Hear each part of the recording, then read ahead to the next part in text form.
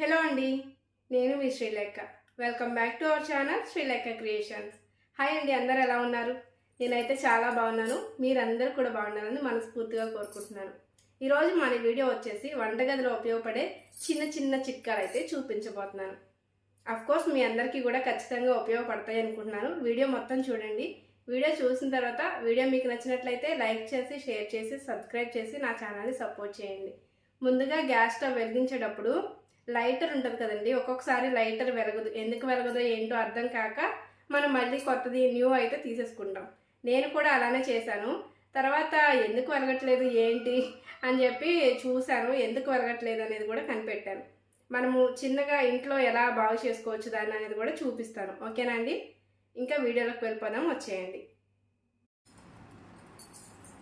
ఇదిగోనండి, ముందుగా వెలిగేదంతా చూపిస్తున్నాను. చూసారు కదా, ఈ విధంగా వెలుగుతుంది.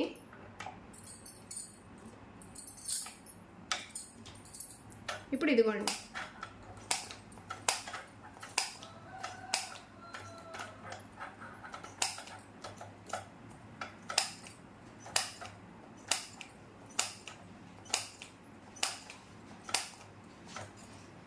ఎంత వెలిగించినా కూడా వెలగట్లేదు. చూసారు కదా. మళ్ళీ ఇప్పుడు వేరే దాంతో వెలిగిద్దాం. ఇదిగోండి, చూసారు కదా. ఇప్పుడు ఇలా వెలగట్లేదు అనుకున్నప్పుడు ఇది ఉంది కదా, ఇక్కడ మడ్డి అయితే పట్టేసి ఉంటుంది. మనము ఏదైనా బ్రష్తో అయినా క్లీన్ చేసుకోవచ్చు. అంత టైం లేదనుకుంటే ఒకసారి చూడండి, ఇలా వెలిగించేసి ఒకసారి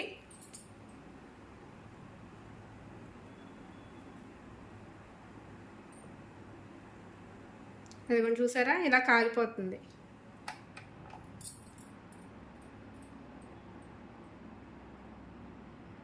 ఆపేసాను కదా స్టవ్. ఇప్పుడు మళ్ళీ అదిగోండి, చూసారా, చూడండి ఎంత చక్కగా పనిచేస్తుందో. జస్ట్ ఇక్కడున్న దాన్ని మనము ఒకసారి స్టవ్ వెలిగించి కాల్ చేశానమాట. మనం క్లీన్ చేసే టైం లేకపోతే కనుక కావాలనుకుంటే మనం వాటర్తో కూడా క్లీన్ చేసుకోవచ్చు. అలా క్లీన్ చేసి నీట్గా ఆరబెట్టుకోవాలన్నమాట. ఒకవేళ తడి ఉంటే అవ్వదు మళ్ళీ అనమాట. మనము వెంటనే ట్రై చేసామనుకోండి వెలిగించడానికి అసలు అవ్వదు.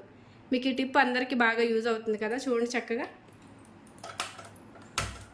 అదిగోండి, పని చేయండి కూడా పనిచేస్తుంది. అండ్ నెక్స్ట్ ఇదిగోండి, అదిగోండి, చూసారా, టిప్ మీ అందరికీ బాగా యూజ్ అవుతుంది కదా. ఇంకా నెక్స్ట్ టిప్కి అయితే వెళ్ళిపోదాం.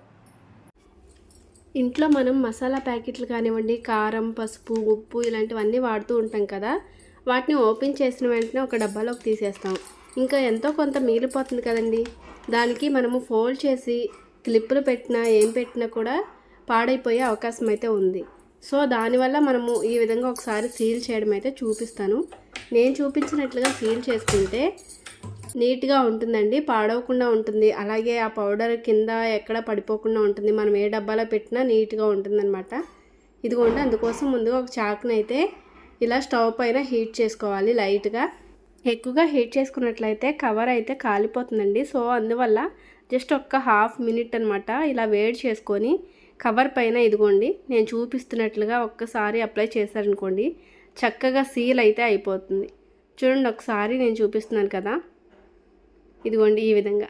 అదే మనం డైరెక్ట్గా స్టవ్ పైన ఈ పేపర్ పెట్టేసి మనం ఒకసారి వేడి చేసామనుకోండి, దాన్ని చేతితో సీల్ చేయాల్సి వస్తుంది. అప్పుడు మన చేతులు కాలుతాయి. అలాంటి ఇబ్బంది పడకుండా ఈ విధంగా ఉపయోగపడుతుంది. ఇప్పుడు మూడో టిప్ ఏంటో చూపిస్తానండి. ఇదిగోండి, ఇంట్లో మనం గరం మసాలాలు కానివ్వండి లేదా చాట్ మసాలాలు ఇలా అన్నీ వాడుతూ ఉంటాం. వాటిని అలా ప్యాకెట్స్లోనే ఉంచకుండా మనం ఏదైనా డబ్బాల్లోకి తీసుకుంటాం, ఏదైనా బాక్సుల్లోకి తీసుకుంటాం కదండి. కానీ అది డేటు ఎప్పుడు ఏంటనేది మనకు తెలియదు. ఎందుకంటే మనం ఓపెన్ చేసిన తర్వాత ఈ పౌడర్ అనేది ఏదైనా డబ్బాల్లోకి తీసుకొని ఈ పేపర్ని మనము డస్ట్బిన్లో వేసేస్తాం కదా. సో దానివల్ల మనకి అది ఎంతవరకు టైం ఉంది ఏంటనేది తెలియదు. ఒకవేళ చూసినా ఎన్ని రోజులు ఉంటుంది నిల్వ అని చెప్పి మనకి గుర్తుండదు. అలాంటప్పుడు మనము ఇప్పుడు నేను ఈ వీడియోలో చూపిస్తున్నట్లుగా ఒకసారి ట్రై చేయండి, చక్కగా ఉపయోగపడుతుంది. ఇదిగోండి, మసాలా పౌడర్ మొత్తం కూడా డబ్బాలోకి అయితే పెట్టి మూత పెట్టేశాను. ఇప్పుడు గరం మసాలా అనేసి ఇక్కడ ఉంది. అలాగే ఇదిగోండి డేటు చూస్తున్నారు కదా. దీనిని మనము జాగ్రత్తగా కట్ చేసుకుందామండి. మసాలా పౌడరు ఏ పేరు అయితే ఉందో గరం మసాలా, అలాగే మనం గుర్తు పెట్టుకోవాలి కదండి ఏం మసాలా వేస్తున్నామో అనేది. ఫిష్ మసాలా ఉంటుంది, అలాగే చికెన్ మసాలా ఉంటుంది. ఏం మసాలా ఏంటో అనేది మనకి గుర్తుండకపోవచ్చు, ఎందుకంటే ఒకేలాంటి డబ్బాల్లోకి మనం వేస్తాం కాబట్టి మసాలాలు కూడా ఇంచుమించుగా ఒకటే కలర్లో ఉంటాయి. సో కాబట్టి మనము అన్నీ గుర్తుపెట్టుకోలేము. అందువల్ల ఇదిగోండి ఇలా పేర్లు ఉన్న వాటిని అయితే మనం కట్ చేసుకుందాం. ఇదిగోండి ఇక్కడైతే ముందుగా గరం మసాలాని కట్ చేసుకున్నాను. అలాగే నెక్స్ట్ ఇదిగోండి డేట్ ఉంది కదా, ఈ డేట్ని కూడా కట్ చేసుకుంటున్నాను. నా దగ్గర ఒక 2-in-1 స్టిక్కర్ అయితే ఉంది. నేను దానికైతే అంటించి ఈ డబ్బాలకి వేయాలనుకుంటున్నాను. ఇదిగోండి చూస్తున్నారు కదా, ఈ విధంగా అనమాట. ఇప్పుడు ఈ 2-in-1 స్టిక్కర్ కాకపోయినా మీ దగ్గర ఏదైనా గమ్ ఉన్నా సరే గమ్తో అయినా అంటించవచ్చు. ఇదిగోండి చూడండి, మనం ఎప్పుడు కూడా ఇంకా వెతుక్కోవాల్సిన పని లేదు, ఏం మసాలా పౌడర్ ఏంటి అని చెప్పి గుర్తు చేసుకోవాల్సిన పని లేదు, ఎందుకంటే నేమ్స్ అయితే ఇక్కడ మనం అంటించుకుంటున్నాం కాబట్టి. అలాగే డేట్ కూడా మనము అంటించేసుకుంటున్నాము దీనిపైన. ఇలా 2-in-1 స్టిక్కర్ ఉంటే చక్కగా ఈజీగా ఉంటుంది, లేదంటే చక్కగా ఏదైనా గమ్ పెట్టి కూడా అంటించుకోవచ్చు, లేదంటే మనము ఏదైనా పేపర్ మీద రాసుకుని అయినా కూడా అంటించుకోవచ్చు అండి, ఇలా కట్ చేసి అంటించకపోయినా. చూస్తున్నారు కదా, ఇదిగోనండి చాలా యూస్ఫుల్ టిప్ అనమాట. మనము ఎప్పటి వరకు వాడచ్చు వాడకూడదు అనేది చక్కగా డేట్ అయితే మనము చూసుకుంటాము. ఒకవేళ టైం అయిపోయింది అనుకోండి, ఈ మసాలా పౌడర్ అయితే పారబోసేసుకొని చక్కగా మరొకటి మనం యూస్ చేసుకోవచ్చు. ఇంట్లో మట్టి పాత్రలను యూస్ చేస్తూ ఉంటాం కదండి, వాటిని ఏ విధంగా సీజనింగ్ చేసుకోవాలో ఈ వీడియోలో చూపిస్తాను. అలాగే సీజనింగ్ చేసుకున్న తర్వాత కూడా పగిలిపోతూ ఉంటాయి కొంతమందికి, అలా పగిలిపోకుండా ఎలాంటి జాగ్రత్తలు తీసుకోవాలో చెప్తున్నాను. ముందుగా మట్టి పాత్రలను అయితే ఎక్కువ వాటర్లో మనము మునిగేట్టుగా పెట్టుకోవాలండి. చూస్తున్నారు కదా, ఒకసారి దీని సౌండ్ కూడా చూడండి, స్టవ్ పైన మరిగే వాటర్ ఎలా ఉందో అలానే వస్తుంది.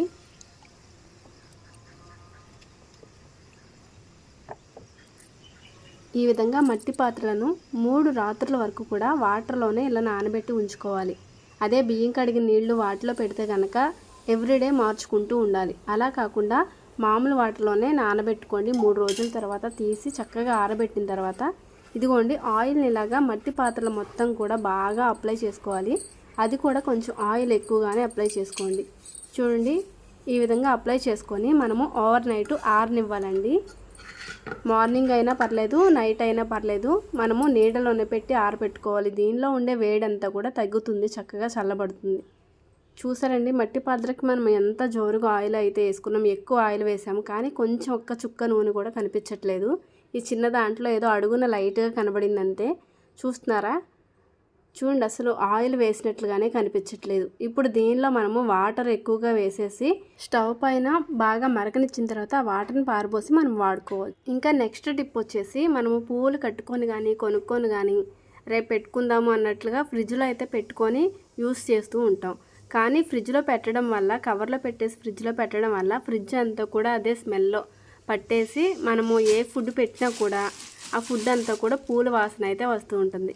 అలా అవ్వకుండా ముందుగా ఒక కవర్లో పెట్టి ఆ తర్వాత ఒక ప్లాస్టిక్ బాక్స్లో పెట్టి దాన్ని గాలి ఆడకుండా చక్కగా మూత పెట్టేసుకొని ఫ్రిడ్జ్లో పెట్టినట్లయితే ఎన్ని రోజులైనా పాడవకుండా ఉంటాయి. అదేవిధంగా ఫ్రిడ్జ్ కూడా ఎలాంటి బ్యాడ్ స్మెల్ రాకుండా, ఈ పూల స్మెల్ అయితే రాకుండా ఉంటుంది. చూస్తున్నారు కదండి, ఈ విధంగా మనము ఫుడ్ తీసుకొచ్చిన బాక్సులు ఉంటాయి కదండి, ఆ బాక్సులను యూస్ చేస్తే బెటరు. ఒకసారి యూస్ చేస్తే పడేస్తాం కదా. ఇదిగోండి, ఈ విధంగా అయితే మనం ఫ్రిడ్జ్లో పెట్టుకుంటే చక్కగా ఉపయోగపడుతుంది. ఇంకా ఎక్కువ పాలు మనం తోడు పెట్టామనుకోండి, నెక్స్ట్ టిప్ అనమాట ఇది. ఎక్కువ పాలు తోడు పెడితే త్వరగా మనకి టైంకి తోడుకోవు. అలా త్వరగా తోడుకోవాలంటే చక్కగా 1 లేదా 2 ఎండుమిరకాయలని కట్ చేసుకొని ఈ పాలల్లో వేసి మూత పెట్టామంటే గంటన్నరలో లీటర్ అయినా 2 లీటర్లైనా చక్కగా తోడుకుంటాయి, గట్టి పెరుగుగా తోడుకుంటాయండి. చూడండి కావాలంటే, ఇదిగోనండి 1 ఎండుమిరపకాయ అయితే ముక్కలు చేసి నేను దీనిలో వేసాను. చక్కగా ఎలా తోడుకుందో చూడండి, ఎంత గడ్డగా ఉందో. చూసారు కదండి, గంటన్నరలో పెరుగు అయితే ఏ విధంగా తోడుకుందో. ఇప్పుడు వీడియోలో చూపించిన ప్రతి ఒక్క టిప్పు అందరి లైఫ్లో యూజ్ అయ్యే టిప్సే చూపించాను. మీ అందరికీ ఈ వీడియో నచ్చినట్లయితే లైక్ చేయండి, షేర్ చేయండి, సబ్స్క్రైబ్ చేసి నా ఛానల్ని సపోర్ట్ చేయండి. Please do support and subscribe. I hope ఈ వీడియోలో చూపించిన టిప్స్ అన్నీ కూడా ప్రతి మహిళకు, హౌస్ వైఫ్లందరికీ కూడా యూజ్ అయ్యే టిప్స్ అని నేను అనుకుంటున్నాను. మీ అందరికీ యూజ్ అయితే ఖచ్చితంగా సపోర్ట్ చేయండి.